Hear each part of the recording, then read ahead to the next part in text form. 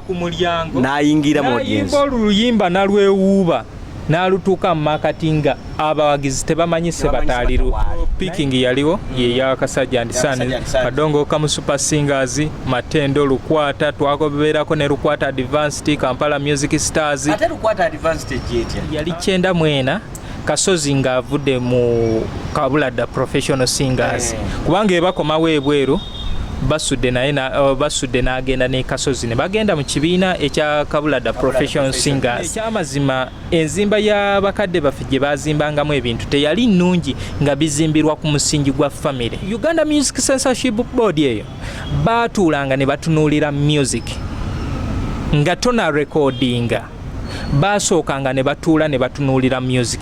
Assalamu alaikum wa rahmatullahi wa barakatuh. Babuuzizaako mwenna mukama waffe yeebazibwe ab'enzikiriza ya Kristo.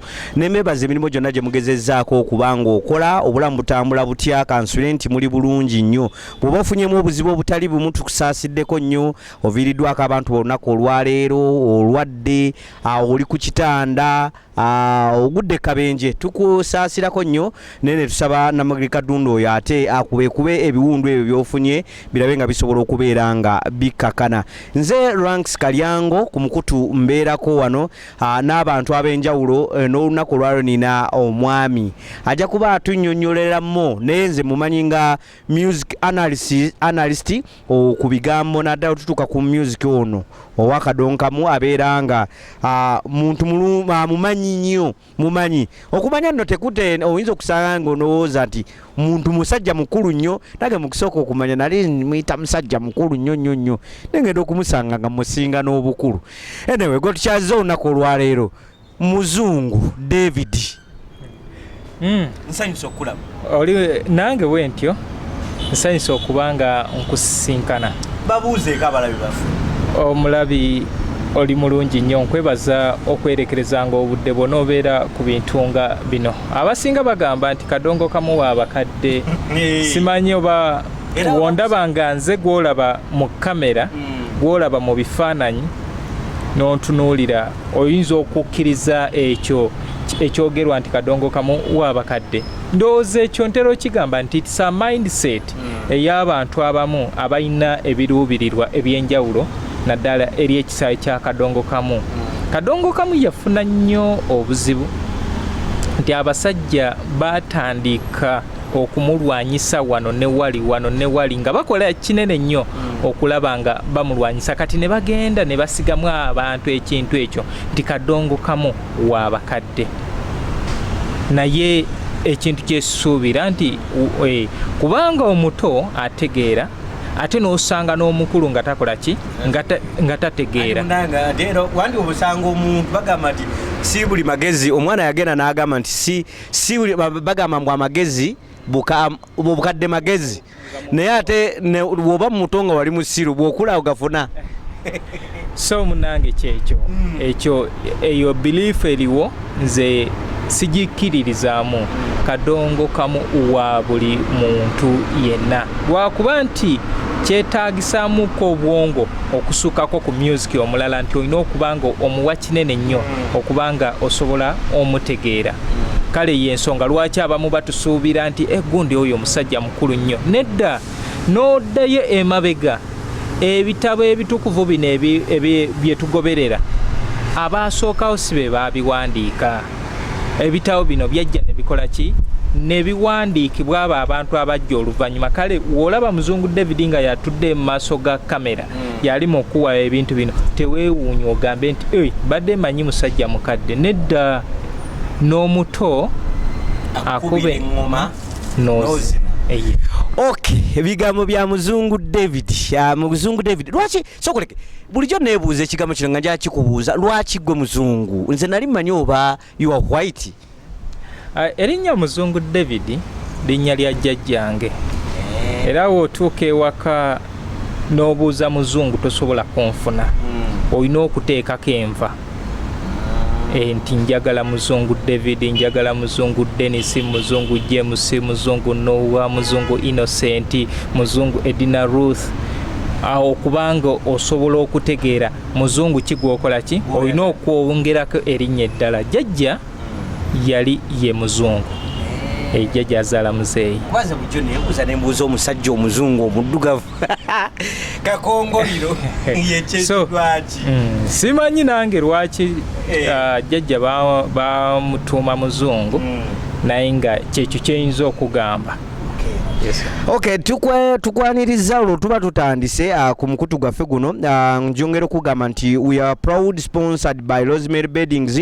Bano bakola mu bintu by'omu kisenge. Oyagala buliri bulungi, oyagala kitanda, duvet, pillow cases, oyagala blankets, oyagala masuuka, abasange wali ekasubi osobola okubanga ofuna eby'omu kisenge kyo nnyini. Oyagala carpet za mu kisenge, oyagala buli kimu osobola okubanga obafuna ku noti 7 noti emu 7 5 7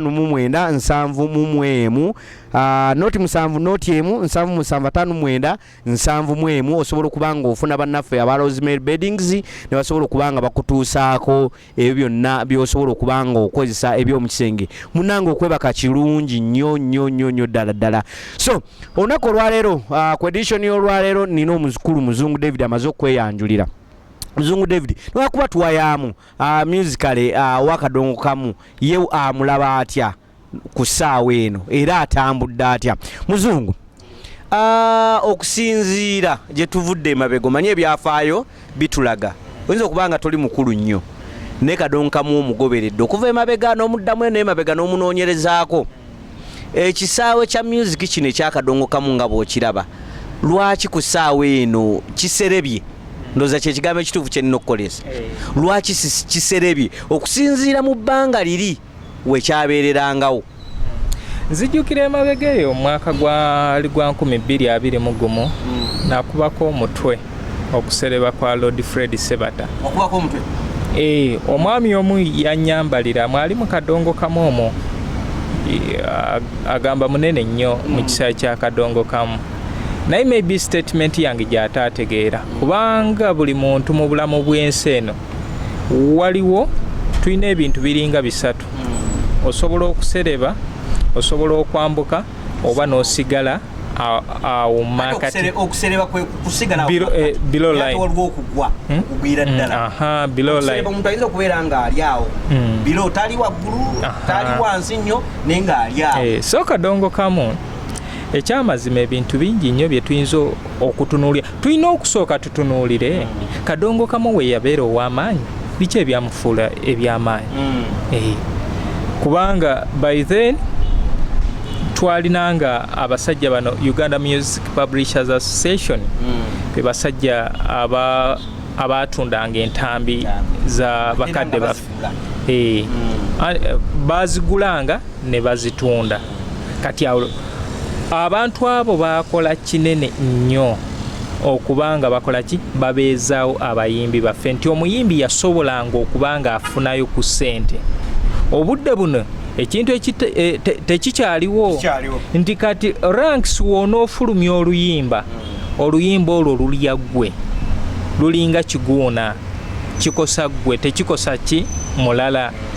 Nti ogenda mu studio oba olumu tomanyi kuwandiika ogenze wa ranks akuwandiikidde oluyimba ezo ssente ogende ewa Climax Kawala akole ki audio asooka akukolere audio ovaawo oddeyo akukolere video kati wonoovaawo ogende ewa ranks ku KBS alina okukubira ki oluyimba ogende ewa muzungu ogende ewa selector ogende ewa kabyanzo abo bonna ba mitimbagano onoonyeko Basuna Beni akuteeremu ekinyanyanyanya onoonya avenues ezinakola ki ezigenda okuyamba naye buli wolaga buli wolinnya ekigere olekawo ssente nga n'okugenda obugenzi ku kivulo ekyategekeddwa ekyamazima okukwata kazindaalo kano ogende ku stage oyimbe olina okukola ki olekewo ssente naye ggwe nga tonafuna 10 kyojja mu luyimba olwo era obudde buno ekintu ekisobola okulya ne kikumalawo ye music kubanga buli kyokwatako ki buli kyokwatako so nga wali nga gwe woomala woofuna oluyimba lwo nga ne wooba tolulina bano abasajja baalinga bagezi nga kati kasenga ayinza okutunuulira nti omwami oyo mulungi Basudde nze mutunda talina awo oluyimba ne bakola ki ne bamuyita ne bamuwaayo akasente n'agenda n'atandika okuyiiya. Era abayimbi abafulumiza mu budde obwo bangi nga baafa nga balina amabanja nga baba banja Kasaamu banja Kasajja mubanja Tugula mubanja Fred Muganga mubanja St Gabriel mubanja Nick Studio Abitex bo bakolanga ne baddira n'amugamba naye Basudde Sebata Basudde aluddewo okufulumya ate mwetaaga nanga njangu no ne kasente kano okumusika akole ekyamangu nga bakola ki ng'amuwa akasente abeere ng'agenda akola omulimo olw'okuba eno yakutte nga omanya ebyobupakasi nti n'agenda ng'akwata ewoono n'akwata ewooli n'akwata ewooli. Ekintu ekyo kyakola kinene nnyo ku bayimbi baffe. Music okubanga alimu amaanyi, kubanga teri musuubuzi agenda kusuubula kintu kigaddibenga lye. Obudde buno oyinza okutuula n'otunuulira ekisaayi kyaffe ekya music kyonna tugenda kigeneralizinga. Oyinza okwesanga nti ennyimba ezandibadde nga zigulwa abasajja bali abawumpa zandibadde ntono. Era n'ekinno kyolaba ekyokunaabuuka ekya music kyava ku kintu ekyo ekyabasajja bano okubeera nti kati tewakyaliwo buli omu kyetwala. Kitegeeza regulation ya music yavaawo. Yes, kitegeeza oli wagendanga mu katano ganno nga nyagula ennyo nti kase yagaba kasente akandi nga mwenna bonna balwanira okutundako ewa kati nga gwe tolina nakutwalayo bennyini be bakola kinkugambye wakungulanga nga tonasiga nga gwomaze okola ki okukungula. Kati ekintu ekyo okuvaawo ekyamazima omuntu agenda kufulumya kukola ki kutuusa mukolo. Then waliwo ekintu ky'ebibiina ebibiina Matendo Bandi Kabanda professional singers walingawo namige yakakati naye nga woddayo picking yaliwo ye yakasajja ndisani Kadongo Kamu super singers Matendo Lukwata twagoberako ne Lukwata advanced Kampala music stars ate Lukwata advanced jetya kati Lukwata advanced ejja yali 9 Kasozi nga avudde mu Kabulada professional singers kubanga ebakomawo ebweru Basudde n'agenda ne Kasozi ne bagenda mu kibiina ekya Kabulada professional singers. Then we batuuka eyo ne obutakwatagana ne bukola ki ne bweyongera ono kwe kuddayo eri emabega n'akola Lukwata advanced. Era olw'entalo ze zajjisaawo Lukwata advanced ne bakola Kampala music stars nga waliwo abamu kubanga jjukira Lukwata gita singers yalimu aba director mwalimu omugenzi Moses Katende gomanyinga mpanga yayimba mpanga Cecilia Naku mukyala wa Moses Katende ne Livingstone Kasozi balimu. Jjukira ebintu bino ekyamazima enzimba y'abakadde baffe gye bazimbangamu ebintu teyali nnungi nga bizimbirwa ku musingi gwa family. Mama tata n'omwana anti nga kati ranks wojja n'okola omukutu gwo n'otukunganya n'otuleeta gusigala gugwo ne family wovaawo family yekola mbuulira y'ekibiina ky'omuyimbi yenna eyafanga kikyatambula era mbuuliraako kubanga tulabyeko different initiatives ez'okusitula ebibiina ebyo biddemu bikole mbuulirayo ekibiina ekyali kisituse kitambule. Nze nsuubira lwaki tebisituka because nti engeri gy'ogambye kituufu nti babizimbiranga ku initiatives ya family because kati abaana balabanga gwayagala okusitula ekibiina ayagala obbabba anti babikolanga nga bya buntu buli akola kike buli akola kike tebyaliwo mu mateeka. So nga ekintu ekyera kyentera okugamba abantu ekintu ekifuga ensi eno ngabana percentage kyekintu omuntu kyatamanyi kubanga percentage nemubeera abantu 10 esobola okugabanyamu emu 1% esobola ogigabanyamu mu bantu 10 buli omu n'akola ki n'afuna share ye ekitaaliwo era nga n'obudde buno kikyatewanya abantu bangi. So okuva kw'ebibiina ebyo kwaleetera abantu bano okubeera nga bakola ki banafuwa kubanga one mu bibiina mwalingamu competition era nga olaba bakadde baffe abagulanga ennyimba nti nabo baalinanga competition nga kati gwe bagenda okugula naawe olina okola ki okuteekamu amaanyi olabe nti okola nnyo omusajja akuwe kasente akawera woba tokikoze nga kijja kuliirayo. So ebibiina byalingamu abantu nga 50. Nze ntuuka obudde buno mpulira bw'abayimbi bayitirivu si bayitirivu luli baali bangi n'okusinga baalina ebibiina ng'ogenda sanga kati wano mu kibuga ng'ekyalo ekimu kiriko ebibiina nga 4 buli kibiina kyalinanga abakozi nga 50. Kati njagala ombuulire ekibiina kya kaakati ekiriwo nga kirina abakozi 50. Wentandika okumenyera ebibiina bya Kadongo Kamu ebyaliwo obudde obwo kubanga ye yali asinga okuba ow'amaanyi ebyaliwo twali tususa mu 10 ebibiina bya Kadongo Kamu ebyaliwo byewawulirako ne byotawulirangako n'byotaliwulira naye nga buli kibiina kyalina abakozi kubanga walina okubeera n'abasajja abeetiisi walina okubeera n'abakubi walina okubeera n'abayimbi walina okubeera n'abazanyi n'abazinyi. Ennaku zino n'abakubi bakendeera nti osanga tugambe yakubidde Walukagga nga yakubira gundi yakubira alien skin nti ekyo kyatuuka nekikola ki nekivaawo. So ebibiina byalinanga gye twayitanga group by laws amateeka agaali gabatwala era nze ndina abayimbi benkyatunuuliddeko n'olaba nga bakyalina embeera eri.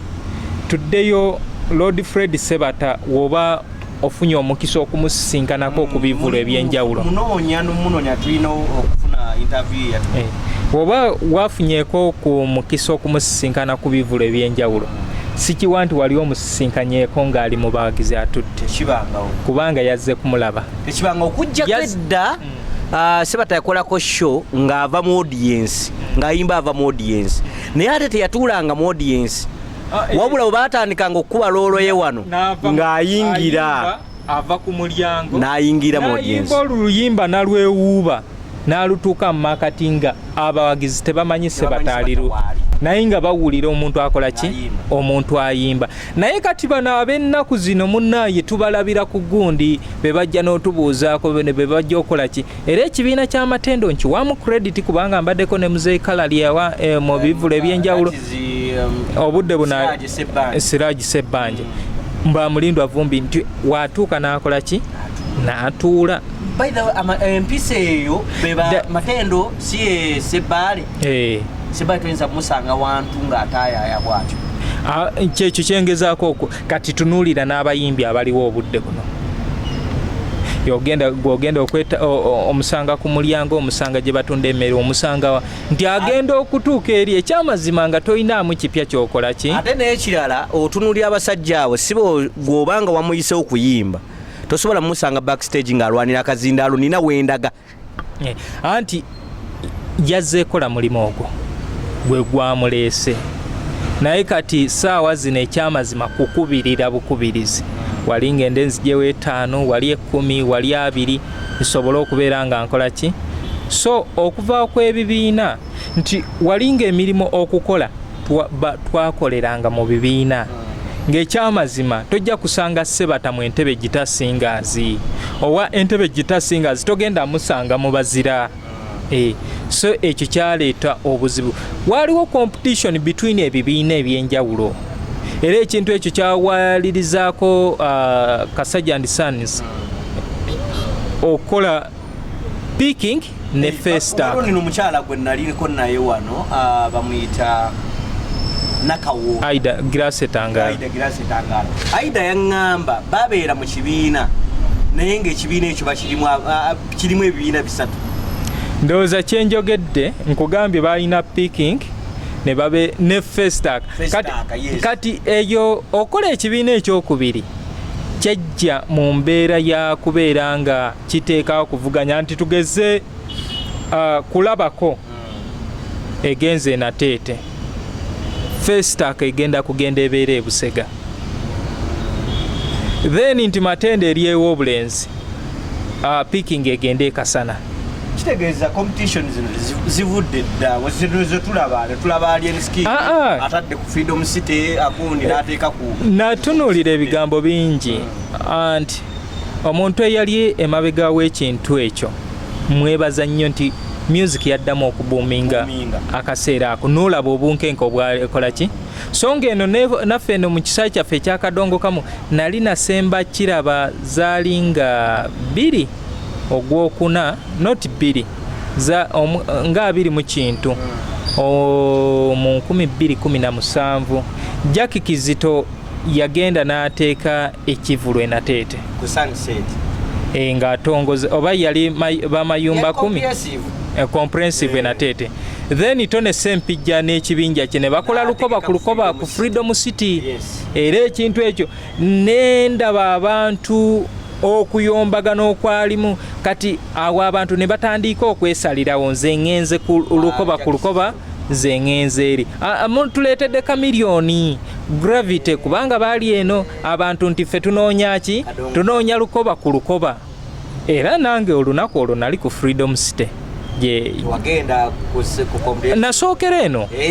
nasookera eno nempita omwo munateete bwenti ne tuggukira wali ku Freedom City nali ne Dr. Buwemba Bass ne tugenda ne tulabaawo awo so ekintu ekyo si kipya kati ebiseera ebisinga okumanya obutamanya tekujjaako musanga kati bana abatandika okulaba obulabi bino ebintu balowooza biki bipya naye nga byali bibaddewo okuva edda nedda so tubadde ku ki ebintu ebimu ku byayamba okusitula music n'ebisudde music era ndowooza ekyasitula ate kisuula kubanga oŋŋamba nti kiri wumpa yavaawo tebakyagula nnyimba ebibiina tebikyaliwo ekiriwo mukulu yabeeramu then tudde ku media house obudde obwo kubanga Radio Uganda etandika 1957 yali 1957 we yatandikira ne tujja nga era programu zaffe zino zaaliwo eza Kadongo Kamu nga bamukuba matalisi ne kugundi programu y'okumakya najja nga akola ki kati twalina omukisa nti ekyamazima abasajja abakola ekibiina kya Uganda Music Censorship Board nzijukira Kangave yaliko Christopher Ntege Ssebadduka yaliko ono mugenzi Eri Wamala ye omukubaali abakulira radio UBC kati Uganda Music Censorship Board eyo baatuulanga ne batunuulira music nga tona recordinga basookanga ne batuula ne batunuulira music oluyima nga tonna lulicording ng'ogenda mu Uganda Music Censorship Board n'otwalayo oluyimba lwo ekitegeeza kino kati abayimbi kye baali bakaanira ojjukira etteeka lye baaleetako ko nga bagamba nti omuyimbi yenna nga tannayimba luyimba olina kusooka olutwala ne baluyisaamu kyaliwo edda anti nkugambye gwe omuntu byalabanga bipya bikadde naye lwakuba bagamba amazzi gakulukutira gye galiko and the world is round weyeetooloola bweti era eddayo ku point gye yakola ki gye yatandikirako kati gwe olw'okuba ekintu okirabanga kipya ffe newaffe tuziika mu ttaka naye w'ogenda mu Ontario ate bo baziika mu bbanga baziika mu bizimbe because bali below sea level tebasobola kuziika mu ttaka baziika mu bizimbe gye bateeka so obutamanya tekukola ki so Uganda Music Censorship Board baatuulanga ne batunuulira ennyimba ne bagamba gandi edit nga woba teeditinze woba totereza luyimba era n'oluzaayo tolina wogenda luproducingira kubanga ano okusooka kwa byonna studios ze basookanga okukoleramu yali SMS Studios eya Kyandalana mu Kenya eya Kyandalana mu Kenya era juzi ndinaka article kenatadde ku Facebook nataddeyo omuzeeyi bamuyita Joseph Arap Kasioma muna Kenya y'omu ku ba legends nenteekayo n'akatambiko Munnayuganda bamuyita Ponsiano Musisi bona nga bakuba jjita bayimba nembalaga nti oyo ye Kadongo Kamu. Kadongo Kamu yali ategeeza kukwata ndongo yo n'okola ki n'okuba. Kati tetukyali mu Kadongo Kamu wadde twasigaza erinnya erya Kadongo nga woolaba nti omuntu asobola okufa kalyango n'ofa naye amakaago ne gasigalawo n'erinnya lyo ne lisigala nga likola ki nga likyatambula. So censorship board eyo yakolanga kinene nti mugenda okulinnya ku bbaasi okugenda Kericho munnaaye nga mwakoze eki mwamaze okuyisaamu ebirina okufulumizibwa n'ebitalina kufulumizibwa. Ekigambo nedda olina okiwulisa bubi ate tukikole bwe tuti nti waaliwo omutima ogw'okwagaliza obudde buno tulina gwakweyagaliza. Kale we batyo era wano ne tujja ne tufuna Opera Tom Tom. Opera Tom Tom ye studio eyasookera ddala wano yali era naye yava Kenya nejja yali mu industrial area yali mu industrial area then ku gundi nga olaba ku Market Street omuntu ategeera Kampala ku Energy Center yite Nakasero kati eri ku extreme end ye yali ekitebe kya Kadongo Kamu Super Singers ne Opera Tom Tom we wali studios zaabwe ye baba bakwata oluyimba lwa Christopher Ntege Ssebadduka Terezo Webinedene era nga Christopher Ntege Ssebadduka nga ayina olunaku mu wiiki lwajja ku studio ku outlet yabwe eri yali studio ne outlet yabwe batundira amayinja kubanga gwali mulembe gwa mayinja najja n'atuula okubanga bakola ki nga abawagizi bajje bamulabeko bagule ennyimba abawagizi batuulawo kaawo ne bamulengera era ye yali agent naye oluvannyuma awo zaatandika okuwera kubanga waliwo eyo Serenade yali ya Paul Kasmaker yali musajja nzalo ya Netherlands era Paul Kasmaker yaleeta ano tapes Paul Kasmaker yaleeta ano radio cassettes yaleeta compact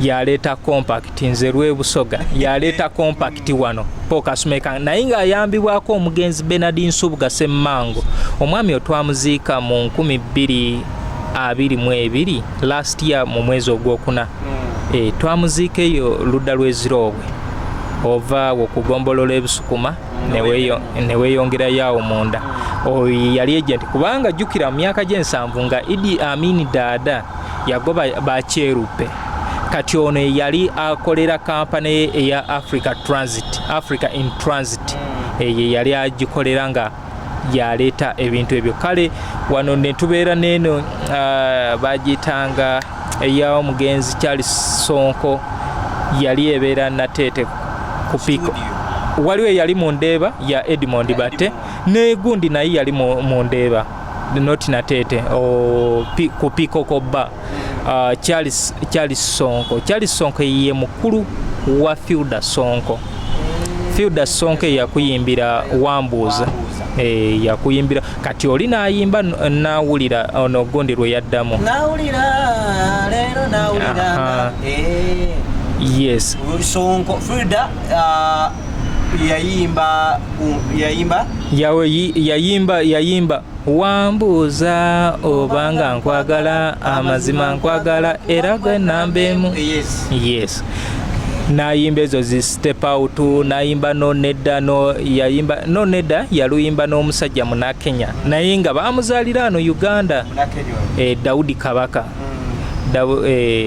gwe bayimba naye olwo oluyimba lwa nonedda naye ye kitaawe yali akola mu gundi kitaawe yali bebazimba Uganda Rail kati wajja n'asenga mu Kisenyi naye oluvannyuma yamala n'addayo ewaabwe era gwe batwalanga jjajja w'abayimbi mu ggwanga lyawa ery'e Kenya kitegeeza music mu Kenya music okutumu Kenya ate yasooka Uganda wano kati Kenya gye batwalanga jjajja wa music wano mu East Africa studio ezasooka zaali Kenya ngamba omuntu batwalanga jjajja w'abayi anti kati olaba omuntu okufuuka jjajja kisinzira kubikolwa n'obuwangaazi.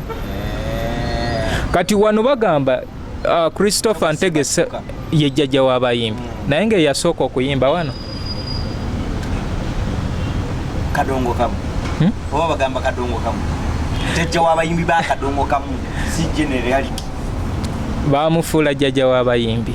Owaba Kadongo Kamu. Tebaawula nti jjajja w'ono jjajja w'oli. That was 1972 we baamuweera ekitiibwa ekyo. Gwenda mu lupa omanyi ffe abaddugavu okusoma kitukaluubiriza naye nga waaliyo abasajja abaamusookawo kubanga nze ndaba ba writers era ntera nnyo okyogerako ndaba ba writers abasinga nga bagamba Eri Wamala yasooka okurekodinga wano. Yes. Which is wrong. Si Eri Wamala bagamba ye muntu asooka okulikodinga oluyimba mu studio bagitanga yali Kenya. Ebiwandiiko biraga zibyensoma. Anyway, bayinza okubeera abatuufu naye if something is baseless tekiba kituufu. Waliwo omwami sono yakafa emyaka si mingi giringa mu 10 yafa 2012 bamuyitanga Israeli Magembe era sister we ye mukyala omuna-Uganda eyasooka okubeera woman representative mu parliament ya Uganda.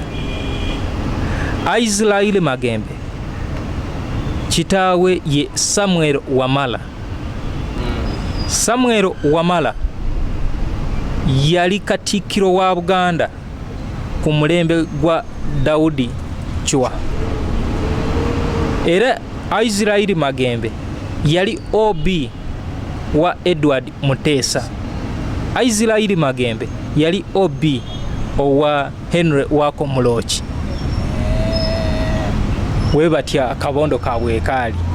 So Edward Muteesa wamala okulya entebe yayita Samuel Wamala kitaawe najja n'abeera katikkiro ku mulembe gwe. Ono afulumya ennyimba mu 40s.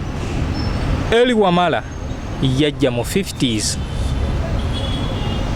Kati oŋŋamba otya nti Eri Wamala ye muntu eyasooka okukola ki? Israeli Magembe afulumizaawa Kenya. Naye Kenya. Studio zaali Kenya. Kenya ne mu 40s zaali. East Africa yonna yali efulumiza Kenya. East Africa yonna. Era gye tutwalanga birthplace of country music mu East Africa, Kenya. Production wise olaba era abasajja abo nti balina kye batusingako ku kintu kya music kyo kyakola ki. Uganda we are blessed nti tulina talent. Tukopa ne tukwata mangu. Naye bali abasajja bakola ki? So ekyo ba writers abasinga tebasobola akola ki kukitubuulira. Israeli Magembe yasooka Eri Wamala okola ki awakana. Nze facts zange zibeerawo kubanga nasobola ofuna omukisa ne ndina discography eya Ugandan country music between 1930 okutuuka ku 1988. Naye ate era bakugamba nti bano be baasookawo naate nga waliwo era abaabasooka kubanga music ono gwe tutambulirako yava mu folk songs. Yes. Ennyimba ezatuyambanga okukola emirimu egy'obwegassi mwe yavanga agenda developinga agenda era nga wogenza okulaba nti Kadongo Kamu kituufu baatandikira ku ndongo emu naye ne bagenda nga bagattamu ebintu ebirala naye kiri ne tukisigaza. Nendowooza ekitugassaamu ebintu ebirala anti generation bwekula music yakula okyegera nti oluli abakwata kajitaka akamwaka kadongo kabayitanga akamu nasuna generation bwetuuka nga ate yeetaaga okuteekamu akasaasi n'akasaamu n'ateekamu kajita okyegera yes anti omuntu okubeera innovative nga n'agenda ng'akola ki ng'avumbula ebipya kubanga waliwo ennyimba z'owulira nga baakubanga buti ta baakubanga cupa era nga n'oyo abeera professional ng'akuba bw'ati kukola ako ka saawundi bagenda nga bakola naye nekyewuunyisa fene waffe e Uganda tetukyalina studios ziproducinga music owa Kadongo Kamu nga bw'alina okuba naye if you go to the birthplace of country music in the whole world ogimanyi? That is Kenya. No. Kenya is that is Tennessee's Nashville mu America era n'ogamba bugambi nti I'm going to la state music bategeera nti okoze eki otegeeza ogenza Tennessee's Nashville yesimuka birthplace ya country music yesimuka ebika bya music oyo bluegrass biki rock and roll ziva Tennessee's era music museum zezisinga mu nsi zisimuka Tennessee's yensonga lwaki bagiyita city music naye ate bo munayi bakyakuba Kadongo Kamu bakyakuba endongo emu ebintu bino nno byewuunyisa era ndina nno abantu b'engamba bendaba mu arguments mugundi yasinga okuyimba n'omubuuza asinziira ku kigamba ya gwe gw'osinga okwagala omanyi omusajja asinga gwe batwalanga jjajja w'abayimbi mu gundi mu country music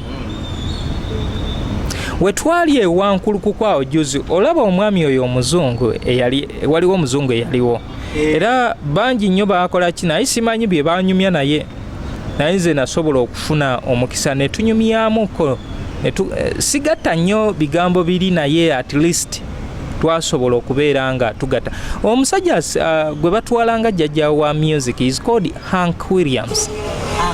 Hank H-A-N-K Williams yafiira ku myaka 29 yaleka ennyimba 31 ku myaka 29 naleka ennyimba 31 kati kusale tumugeraageranya na radio that is mu myaka gya 1800 Hank Williams yasinga okola ki kati ntera okulaba argument mbwa oli yafa mangu ate ono n'awangaala no okuwangaala tosobola kuŋŋamba nti gundi Maradona yafedda nti Falukmiya akyaliwo nti asobola amusinga kubanga yatutte emyaka ezo arguments za bujegasi according okusinzira ku lwani gwotwala okubeera nga jjajja w'abayimbi wano mu Uganda jjajja w'abayimbi sofa tujja kukkiriza nekyaliwo kubanga bonna abaaliwo the agreed balonda mulonde teyeteekako zeno bulijjo nali mmanyi nti okubeera jjajja w'abayimbi nti bano abayimbi ba Kadongo Kamu ate bwe bakimuteekako nkugambye njafuna omukisa nkuwa olupapula lwa musizi olwo olabe Christopher Ntege Ssebadduka kyekyo kyenkugamba nti nze obudde bwange obusinga ntwala obudde okunoonyereza ndina obudde bungi obw'okunoonyereza ebingattako than okubeera nga mbeera mu sle arguments tojja kunsangayo bano nze asinga okuweereza ku TV nze asinga okuweereza ku radio twakoze association ejjindi oweereza ki ng'ebigambo byenjogedde wano ekyamazima emyaka gy'omaze ku station tobyogeranga era ntera nnyo nze neebaza omugenzi Bale Francis alina ekintu kyeyatugamba nga akyatusomesa togenda mu maaso ga kamera kumalira balabi budde kubanga abalabi abo b'oweereza mulimu abantu abali under privileged ng'okutegeera kwabwe ebintu ebigenda mu nsi kutono naye ng'akkiririza nnyo mu muntu oyo gw'awulira ku muzindaalo n'agamba ranks agambye era obasanga bakubire ranks agambye Basudde yaleka ennyimba 10 era ali underprivileged ekyo kyatwala so nga tulina bano ba intellectual bwawuliranga ofulumiza ekigambo ekyekikula bwe kityo wobeera ku TV anoonya ka remote n'akola ki? Takyusa anyiga bunyizi nadda ku ssimu ye kubanga ki yobadde omugamba gasiya alaba omumalira budde omuttira ne muudu then tulina bano abali mu market wano audience rada wetu wetambula tulina bano abali mu market agenda akwata essimu eno ateekemu bw'ati Herman Basudde yaleka ennyimba mmeka wamugambe 10 emuleetere 2 balage nti alina ennyimba 63 albums 17 kubanga zine 2 abantu bagamba mbu sizize no eya Dunia Weeraba ne gwe musika is a contributing artist era bona bateekako kyenkanyi eyebeera album kyekyo kyenjagala ebitabo bingi biwandiikiddwa naye ng'olaba era lwakuba sigwa kiwandiisa okirekerayo faana e Uganda wootereeza omuntu okola ki okola musango nze nzijjukira last year nasibwako ku nsonga zino eza Kadongo Kamu si kyabuwemu nja kyogera yali mutabani wa Basudde Frank Basudde nga yambibwako mwami Kiraga Steven ne basiba muzungu David mbu yawandiika admining story ku Herman Basudde admining story naye kyekyo kyenkugambye nti ffe obudde obunoonyereza butono kakati sokoleke okuwandiika kyakusibya owandiise kikyamu kati kye nawandiika nakyo weekiri nawandiika nti obulamu bwa Basudde ng'ajja mu ndongo nendaga nti ng'akyali mu kyalo eyo yalina ebibiina mu kwaliko Spring Society ne Bubondo Golden kwaliko Bubondo Young Singers mwe yasookera naye olw'okuba ekibiina ky'ekyalo ttiimu y'omupiira y'ekyalo naye yali Bubondo Football Club ne bagi ono n'akyusa n'agiyita Golden Spring Society nti kyekibiina kye yalimu Basemuwemba baani abamu ku be yalina naye nti nga batambula mu kyalo eyo yalwala ekirwadde ky'abazira ekyo kyekisibya muzungu David naye ekintu ekyo kyannyumira kubanga kyandaga nti abantu osanga omuntu ng'akutte amawulire akutte front page bweti naye nga bambi tagitegedde kubanga nga n'ekitabo waliwo ekitabo ekyawandiikibwa ku Basudde ebintu ebyo mwebiri ne bawakana tebiriimu ffe ebitabo we baasoma front page bo balowooza bakoze eki bakimazeeko era kubanga bakozesa Musangala Advocates and Solicitors okumpandiikira nga bampa an intent to sue nagisanyukira bampa 14 days nga zinaatera okuggwako oba yes nga ne tubaddamu ebbaluwa yaabwe ng'ebulayo enaku 4 twabaddamu ebbaluwa yaabwe there is no an intention ey'okudimininga Herman Basudde rather promoting his works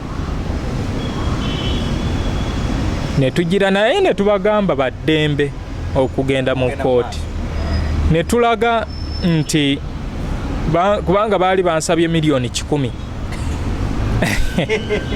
miliyoni 10 zaaki muzungu David atunda wax wa Basudde ekyo nakyo ne tubagamba you are right mugende mu kooti when proving bwa guilty I'll pay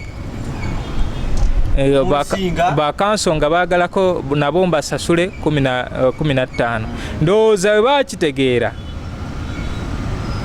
ne bakyusa bawamba buwambi muzungu David nga 19 ogw'omusanvu 2022 ne banteeka enaakulabye naye nkulayirira ndi mu kamera muno mayinze seerabira ate nze wenkukyawa nze muntu I don't know how to sweet talk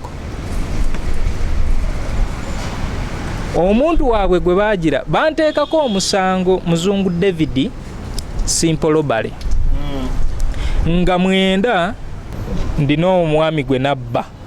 Omwami oyo mu serikale nti namubba laptop namubba essimu nemubba ne sente. Olaba abantu we batatta n'amanya g'abantu. Ebyo ebintu Frank Serunje gye Basudde nkyogera freely n'abeerawo n'abeerani kubanga sikiinaamu kwetiiririra. It happened kunze, kyatuuka kunze. So omwami oyo we bagira bantaddeko simple robbery, nkoze statement. Ndina ekibuuzo kye nababuuza nti ekintu ekyo kya happeninga ssaawa mmeka? Nti ssaawa 3. Ne ngamba omwami wa poliisi yali akwataganya keesi yange. Ne mugamba omanyi guno omupiira mugweteebye. Ssaawa 3 nali kibuye ku Big Bang mpeereza live kubanga yali idide era nga live eyo njiweereza nga njogereramu. Kati omukujoogereramu kyokka nga ndi Kasubi ndi mu kubba. wakozesa amakulu ndowooza amala n'emikono. We batyo we bagweteeba. Era omusajja waabwe gwe baagira akola ku CPS ne patrol gye baakozesa ali mu drone department ne patrol gye baakozesa ya CPS. Naye omusajja bituuka bimwefuulira ku ddakiika esemba ng'afunye essimu okuva enaggulu bamweta OCCID OC police station eyahandolinga keesi n'oyo omwami nga buli omu afunye amasimu okuvaawa enaggulu okuva ku CPS ne ku Odi Kampala. Lwali lwakubiri ng'enkya batwetaaga mu kooti ku Odi Kampala ffena abantu aba naye nga waliwo abalina okusigalayo. Ne bajja ne baneegayirira mu kaduukulu ne mbagamba no I'm okay, I'm very comfortable, ndi mubbi, njagala ngende mu kooti mbeere proven guilty nfulume wano. Era Gayi nga yeegayiridde nnyo namugamba ekigambo kino oyo omusirikale waagwe baapanga, you are very stupid. Mu bintu by'okola toyina ky'omanyi. One, osookanga n'okola research ku muntu gw'ogenda okolako. Gwe bwe baakugamba muzungu David aweereza kadongo kamu ku Facebook n'olaba nga ofunye ki kakyere gw'ogenda okugira okutulugunya omunyago gwo nga gutandise omwefuulira. Naye mugamba guno omusango gw'oli mu kunteekako ni gwali menti okunteekako kubanga yaŋŋamba nabba laptop ya poliisi. Oyo ogwo gwali musango against the state. Theft of our muzungu David theft of our government property. Namubuuza nti olunaku olwo ku ssaawa 3 we baamala okuba kubanga mu kusooka nga azookola gundi azookola statement ye nga wendi. Namubuuza omumanyi? Naŋŋamba sikumanyi. Actually it's my first time okwetegereza. Ne mubuuza wansanga mbwe around there. Ne mugamba omanyi kino oli ku kafu. Era bwe ntyo nze we namala ne mugamba naye weesootinge muno ze baazibye nnyo essimu yange n'akagigula laptop yalimu ebintu bingi.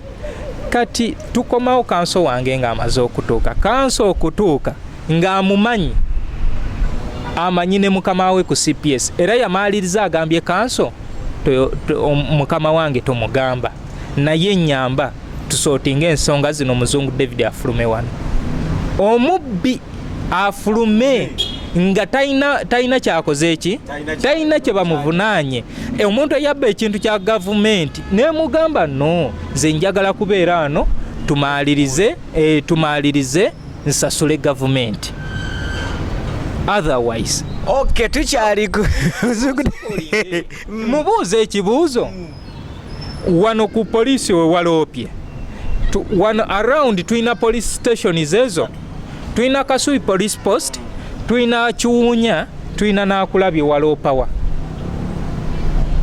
Njagala ekitabo kino ekiri wano kye bagiriramu kye baloopamu emisango cases njagala ondage fayiro gye waggulawo ku lunaku ennaku z'omwezi nga 9 gulawo ondaga fayiro nti wakola kasubi wakola mu kiwunya oba wateeka ano gweowa poliisi amanye amateeka we gatambula. So ye we baamala omuwa akake yajja nga 19 wenkolera nga 19 wenkolera bwe yajja okunoonya n'agenda ne ku poliisi. Omanyi babuyabuya abapoliisi ne bagenda ne baggulawo fayiro. Kati ekiro bajja ndooza nga beetooloola tebandabawo ze kubanga kati saa zino waggula endi eno. Kati ne kijja ne kibeera bwe kityo abantu batwonoonera munnanga amanya naye ebiseera ebisinga woonoonya erinnya nga tolikoleredde kiba kibi. Naye nze abaakikola bonna buli omu mwagaliza birungi byereere. Yasiini Kiraga ne Frank Serunje Basudde. Era nkyogera nga sitya ndi mu kamera nembeera wa nkola ki nkyogera kubanga kyaliwo on record. So mbadde nkuzaayo eyo mabega naye twavudde ku Radio Uganda. Ti Radio Uganda balina ekyo negundi nenkolagana ne Uganda Music Censorship Board. Kati ng'oluyimba terugenda kuba ku Radio Uganda onoolukubawa. Kubanga ye yaliwo ye yaletwala music. So Radio Uganda being nti yali ewulirizibwa nnyo kya promotinga music. So kati radio stations nyingi naye tezipromotinga music. Era toyina ngeri gy'ogenda kugira ku sensoringa luyimba auto luleme kuba ku mpewo. Gwe wonoogaana ano okwepiica waliwo olinga radio station ye oba media house ye ekyo kyesinga okwagala eyagala kintu kya kikulu ekyo. Kale music n'abanga akoze ki anaabose. Waliwo olulimi Oluganda lukyaliwo naye si lwe luli. Olulimi Oluganda mubeeramu ebigambo ebipya ebikola ki. Kati olulimi Oluganda lwasomesebwanga mu masomero okuviira ddala eri wansi terukyaliyo. Bali bugattiriza syllabus. Waliwo amasomero ng'ekyamazima olulimi teruliiyo. Mwegali neera mwegali agala lusomesa naye wali kyali kyaki kya tteeka.